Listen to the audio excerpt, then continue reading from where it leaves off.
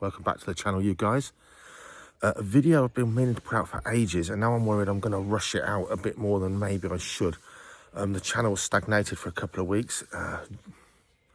Life's getting in the way, and there's no point just doing a video every week, just because I don't think there is anyway. So I think a decent topic to get your teeth into is budget falconry. Can you do falconry on a budget? Should you? Well, first check out this video on my playlist, because if you're getting into falconry, this will really cover the kind of stuff you're looking to get in. The amount of equipment, the falconry furniture, the birds equipment, and the stuff, whether it's housing to just the little things. This video will cover and give you a good idea, really everything you're going to need. But falconry is quite a snobby kind of art form, a snobby pastime. It's not a hobby, it's a passion. Traditionally, like I would say, fly fishing, it probably had a snobby value, and I think that's long gone. And a lot of people will argue that really is good and bad. So falconry in the UK is only regulated by money, not because you have to pay a fee, because if a bird's really expensive, most people won't get it. And most of the people that generally do want to spend a lot of money for a species of bird, they're really going to do it justice, or they're really going to look after it well. They're going to do everything right, and they're probably good seasoned falconers. The exception to that is people with a lot of money. So people with a lot of money can dabble, whereas the average Joe can't afford to dabble. So it doesn't exclude the rich people. They can still dabble and F things up because they can afford to lose a couple of grand here and there. The average Joe can't. But in the UK now, falconry is so cheap when it comes to the birds. They're overbred, they're bred to saturation point. Even once rare and hard to get species like golden eagles, people give them away for free because they buy them on a whim, or they just can't do them justice and they just want a shot of them. And it's the same with Harris hawks, Jerseyker hybrids, male peregrines. They've all got to the point, the quality bred ones have a good value, but there's loads out there that have no financial value whatsoever. So it's very easy to get into falconry when it comes to, I'm a falconer because I've got a bird of prey.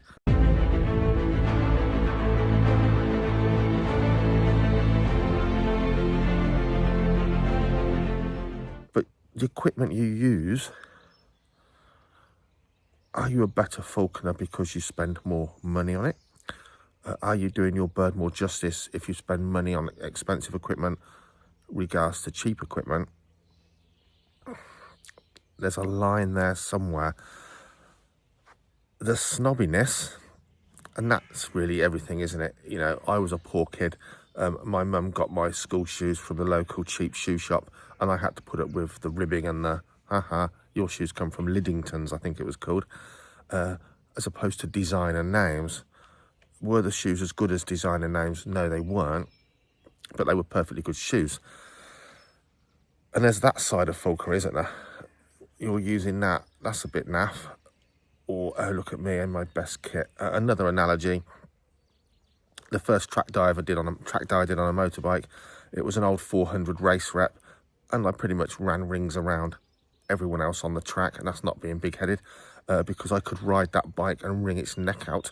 And yet you'd got people there turning up in the day on brand new R1s, brand new Ducatis, £1,000 leathers, and the leathers certainly never would ever get scuffed, and they couldn't ride those bikes.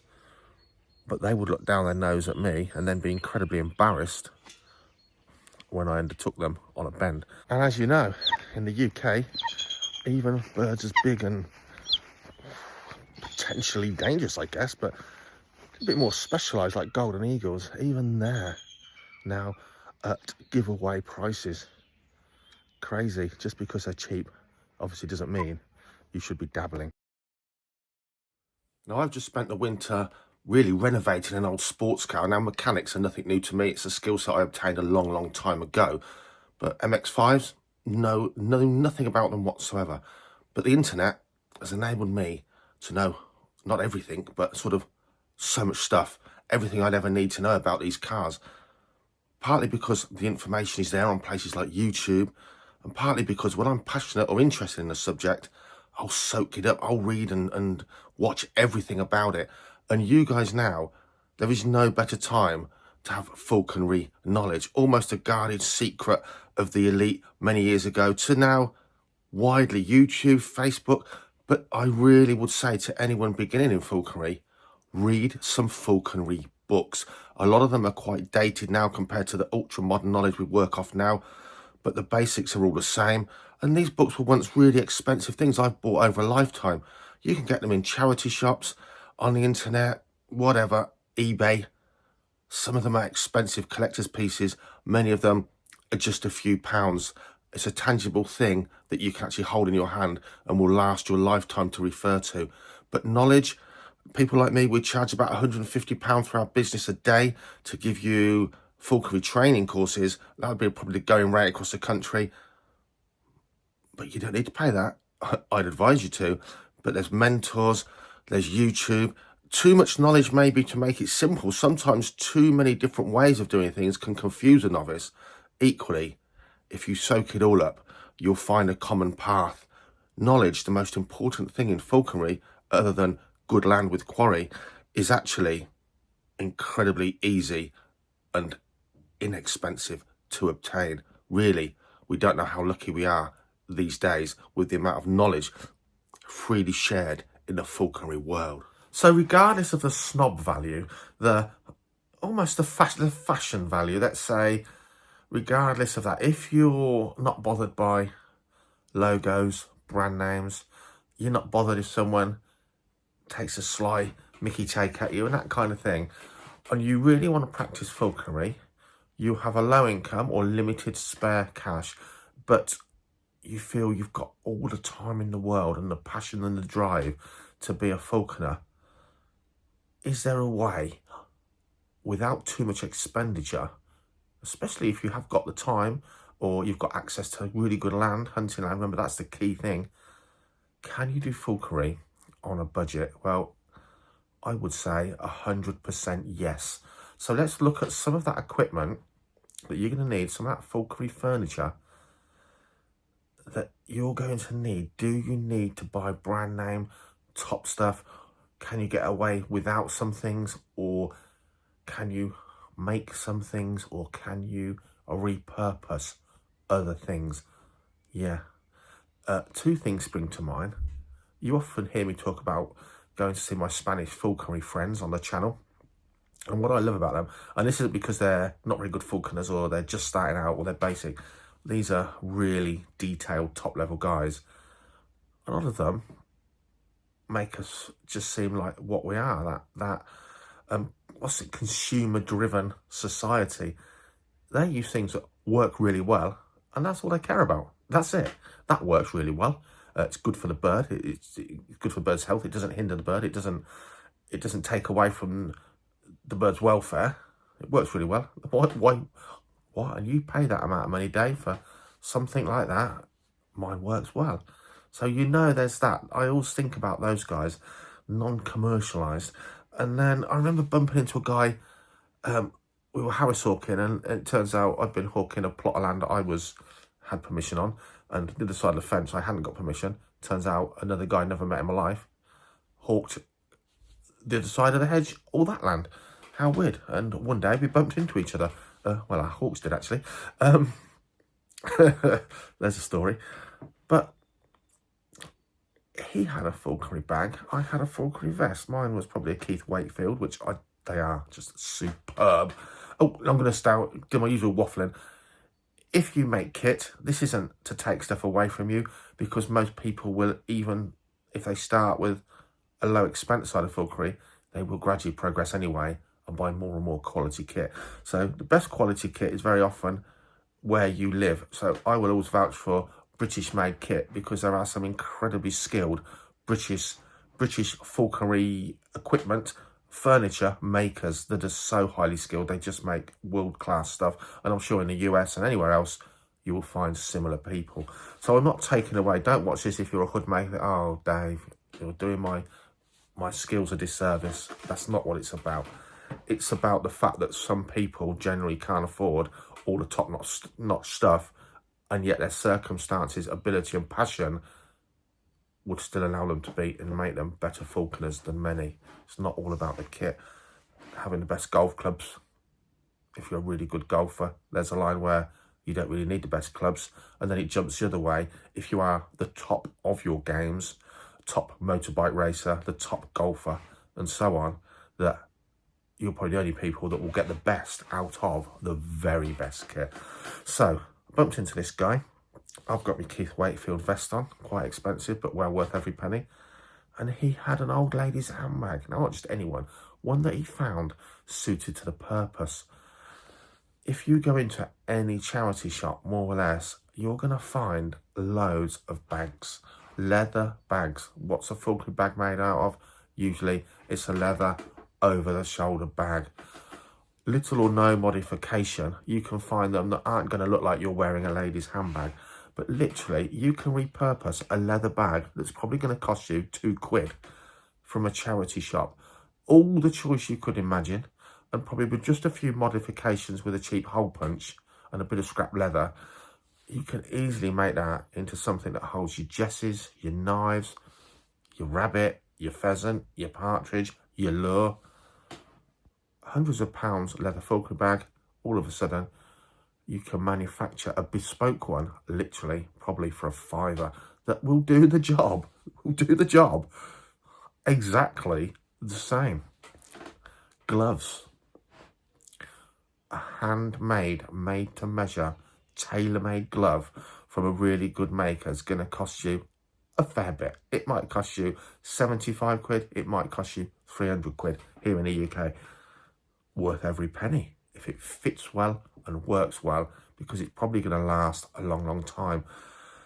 Working with a team of birds, going back now 15 years, I've often had one good glove, but used, do you know what, £15, £25 falconry gloves.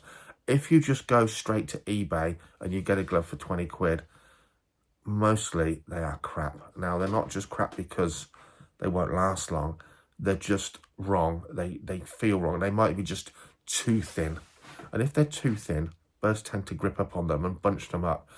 You want them thin and supple, so you've got the best feel you can get to those jesses. But you want a level of stiffness to make them a comfortable perch for the bird. But you can go, I'll put it on the screen now because it's just gone out of my mind.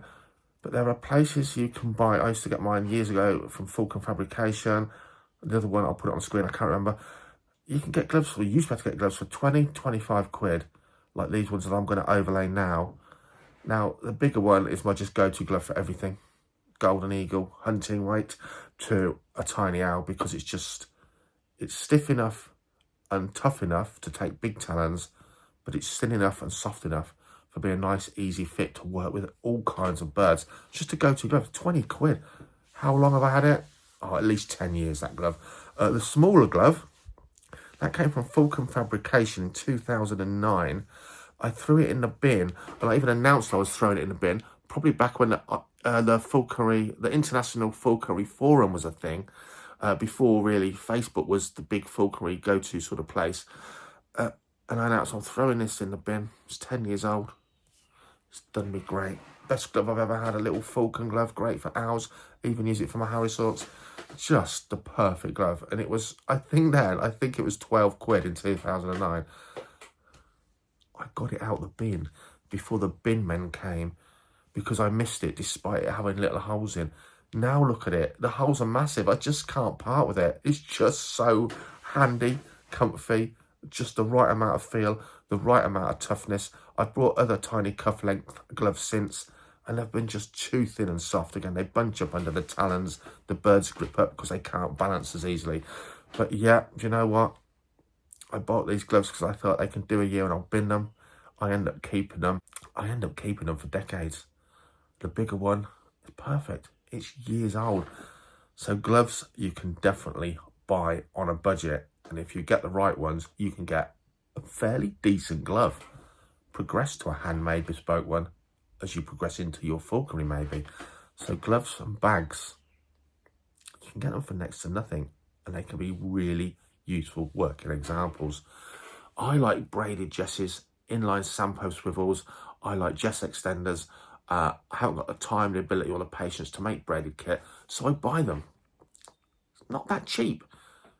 Listen, before then, me and everyone else, we just made leather kit, leather jesses, leather anklets. You can go to Falconry supplies to get your brass eyelets for them, for the anklets. You can go to sail making shops. The key thing here, guys, is it's really hard to find a couple of foot square of really good leather. It's really hard to find them.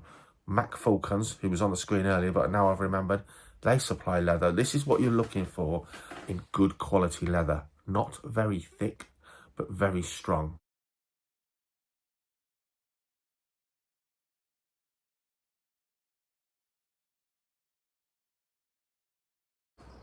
Now, travel boxes, always made of wood. We made them in the UK. Well, we didn't have any. We put our birds on perches in the back of our cars years ago. Kind of crazy when you look at it now, the potential problems. And then we made them out of plywood, nicely varnished and stained. If you keep those plywood varnished and stained boxes clean, you will not have a problem. Adequate ventilation. And then came along generations of bespoke plastic boxes, manufactured another level, easy to keep clean. There's no wood to go mouldy. Mould, by the way, if you don't know, can really kill your birds of prey. It can cause aspergillosis, a lung infection, a fungal infection of the lung, which goes to the brain. You don't want mould around your birds of prey, for those that didn't know. And they come with baffled air holes, so that there's lots of ventilation, but there's no light getting in. Travel boxes, the darker the better, the calmer the bird. In America, they call them a giant hood. Travel boxes, you can still make them. You can make them out of plywood just fine, keep them clean, make sure that wood's really nicely varnished and sealed.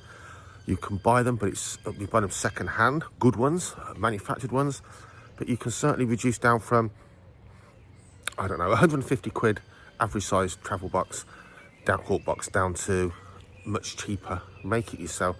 Some of the Americans used to make them out of Corex fluted plastic, one big sheet, cut into one piece, almost one piece made up that box. If you imagine cutting out a sheet of cardboard to make a box out of one piece. I hope that makes sense to some of you. Really lightweight, a bit squishy, really lightweight, maybe white, reflects the sun more. You can make them, and I'm going to show you in a future video how to turn one of these IKEA laundry boxes into a perfectly good plastic, easy clean travel box, along the lines of my friend Rafa in Spain, his one there. But yeah, you can make travel boxes with a bit of ingenuity for less, or you can again buy second hand for less. Keep those costs down. Just be aware, you do not want anything wooden that you're allowing to go mouldy. That will be detrimental to your bird. But a bit of ingenuity, a bit of thinking outside the box, and you can make travel boxes that work for less than buying a manufactured one, for sure. Now, if you watch my channel, you will know I really advocate the use of hoods in falconry, and you guys are learning how to hood those hawks, and you'll know if you watch the channel why that's a totally positive, beneficial thing to do, and why all falconers should be able to employ the hood. Whether you do or not, but you should have that skill. It's a falconry basic skill. However, you can pay hundreds of pounds for a bespoke handmade hood, or you can go on eBay and find some good ones, okay ones, for 20 quid. I'll often spend 40 quid on a couple of what I think might fit my birds, my young hawk's head. I'll modify them with a Stanley blade, get them just right. Because if you don't know, they do have a way of fitting. That's something that's covered. But I'll often rather spend 20 quid here, 20 quid there, because you need that hood from the first day you collect your hawk. Some of those hoods then will work for years and years with maybe a little bit of modification. But it also means you've then got time to go to a bespoke hood maker and get a nice quality, handmade, crafted hood in sort of your country that fits that bird like a glove. To start with, you need a hood that fits the basic parameters from day one. but you can get serviceable hoods for 20 quid easily. So there's no way you can say, I'm doing it on a budget, I didn't hood my hawk. Just do your research. Anything off of eBay that's cheap, or anything that's cheap, there are good stuff out there, reasonably good stuff, but also it's amongst a sea of trash. So for sure, you can get cheap hoods. Have a look, have a think, get the right thing. That'll buy you time to get an even better fitting hood from a really good hood maker for sure. But hoods, no problem, as cheap as chips if need be. Swivels, goodness me, buy quality, buy something handmade in your country. In Britain, some top quality swivel makers. For me, I actually buy the American Sampo swivels, which I really love for the way they work. Buy quality, do not get eBay swivels. Don't get cheap swivels, a couple of quid each. Just don't do it. Integral part of your Falconry furniture.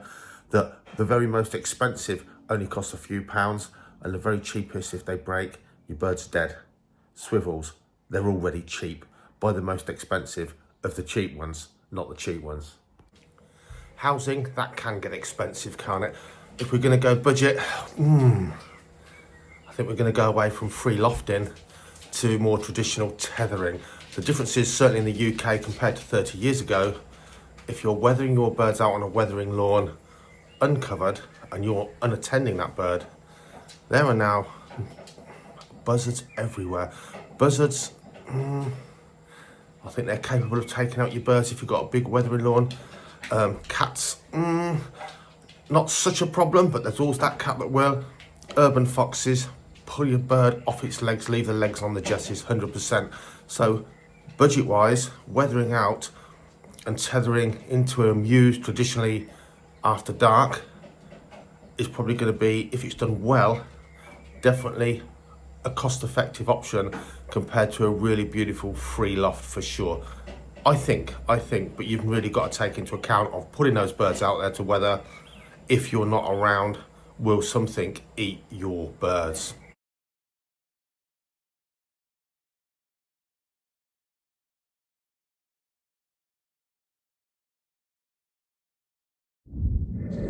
Food for one hawk, buy in bulk from a commercial food producer like Honeybrook or Kaiserbrink or whatever where you live. It's not expensive for one hawk, but of course if you have got successful land, plenty of game, you can pretty much feed one hawk from what it kills through the season, and you can stock up a freezer or freezers, as many as you have, and just supplement with food you've bought in. And of course you can also, if your morals, your ethics, it's up to you, but you can use things like shot squirrels, shot pigeon. But remember, any sliver, any scrap of lead can be fatal to many birds of prey. If it's headshot and you chop the head off, has the pellet in that squirrel rippled down under its tough skin and lodged in its back somewhere, you've really got to make sure you're not feeding lead. But there's of course the options that other hunters, it can feed your birds as well. So food for one bird of prey, it's the most cost-effective thing, whichever option you take. And as always, a good variety is the best thing. Now a difficult one is perches. Mews perches, like this loop perch setup, or even this half ring perch. If you've got a bit of nous about you when it comes to DIY, making stuff, physics, mechanics, you can make these and they work phenomenally well. Weathering perches, blocks, bow perches, high ring perches, unless you really are pretty good at stainless welding and you know the stuff, the kit, but really you've got to understand why and how those perches work, because most people really don't. And if you're making one and you don't really understand how to do the manufacturing process, the fabrication, and you don't know why or how it works, you will make something that will kill your bird or maim your bird. So weathering perches, buy them. I buy really good ones because they're going to last you forever, and you're not dabbling. You're going to be doing this passion for the rest of your life. Buy good stuff, or buy good stuff second hand. But those weathering perches, don't mess about and try and mackle something up.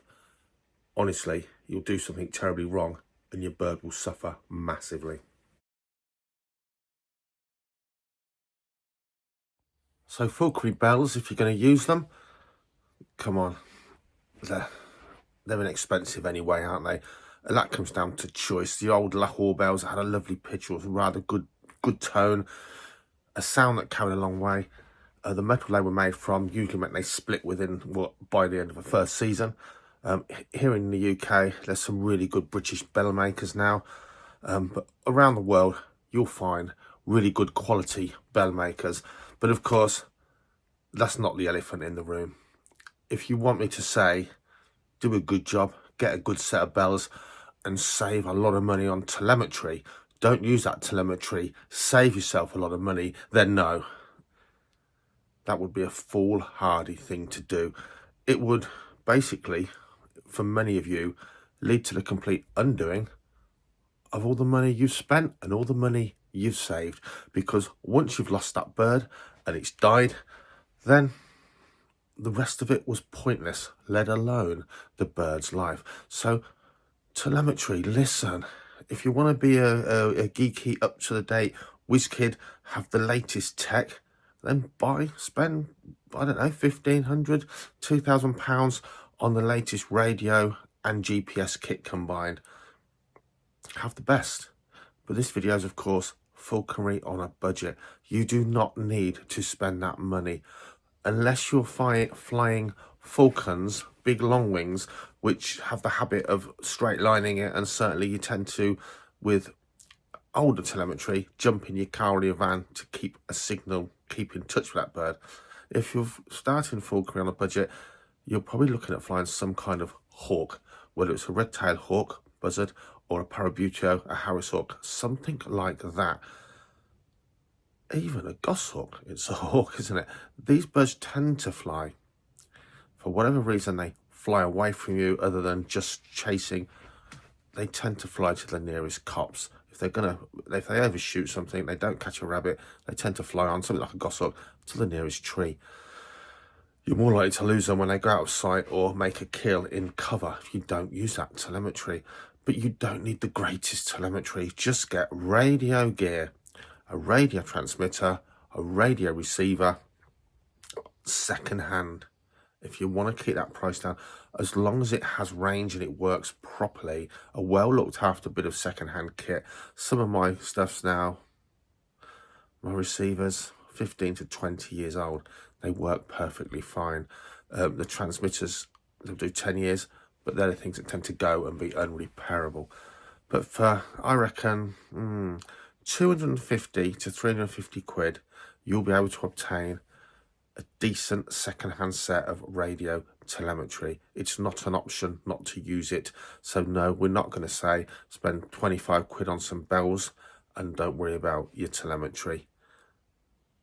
It's disgusting now for the way falconers in the UK to really not be using telemetry. We are inundated with things like Jersakers and Harris hawks just out everywhere in the UK, popping up here, there and everywhere. It makes falconry look disrespectful. Doing falconry on a budget correctly is no disrespect to falconry. Not using telemetry, you're disrespecting those birds, because you guys, generally being a novice, watching this video, you're the ones that are gonna lose your birds, and without a way of tracking them down, they're just another Harris hawk lost out there, probably to die. You need telemetry, but you can get budget telemetry by buying decent, well cared for stuff that's second hand, not the latest and greatest. And for most of the birds we'll be flying, that stuff will work very well indeed. So not a video about skimping, a video about the fact that, you know what, some of the really meticulous attention to detail falconers I've met have actually been people that don't work, have all the time in the world, and have access to great land. They can devote their time to their hawking, to their individual bird, the weight management, everything, because they have the time, the passion and the land, but they don't have any money to have all the gear, have all the name brands. And yet their birds are exceptionally good because they make do and mend with perfectly serviceable kit, with no thought to what anyone else thinks about their branding and their appearance. I think if you can, buy the best kit you can afford from the best kit makers, the best falconry furniture makers you can find in your country. But for sure, you don't have to be all bling, and you can do it really well, as we've covered in this video, to a really high standard. And at the end of the day, if like me, you spend nearly all of your falconry on your own and you prefer to be out in the peace with your hawk, your ferrets, your dog, no one else is going to care, as long as that hawk is well looked after and you're not skimping to save money at the detriment to your bird. Enjoy, have a chew on that, food for thought, and I'll see you soon.